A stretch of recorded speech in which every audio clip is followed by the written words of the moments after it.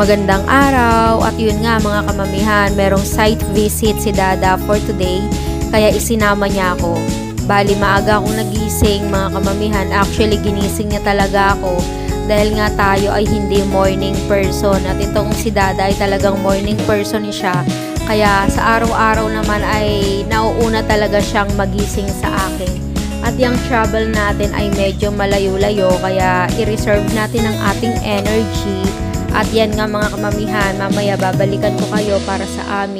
First stop over, nandito na kami sa Max Resto. Bali naabutan na kami ng lunch mga kamamihan, kaya dito na kami kumain.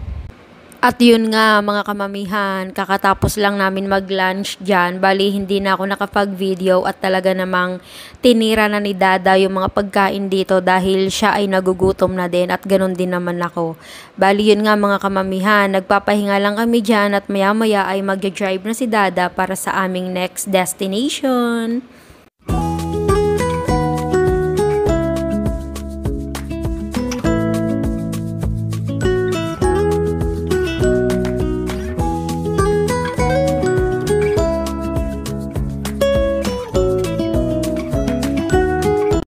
At yun nga mga kamamihan, nag-video saglit si Dada para makapagpahinga siya at maya maya ay mag-drive na naman siya.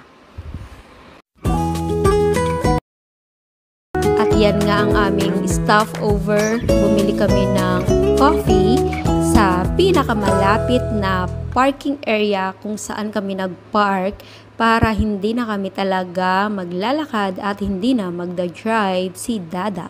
At yun nga mga kamamihan, kung nakikita nyo ay talaga namang tiis ganda tayo dyan.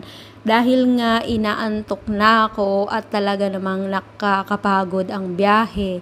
Ewan ko sa asawa ko kung napapagod ba siya sa pagbiyahe-biyahe namin. Anyways, trabaho niya naman kaya medyo nasanay na siya at tayo ay talagang nag-a-adjust pa.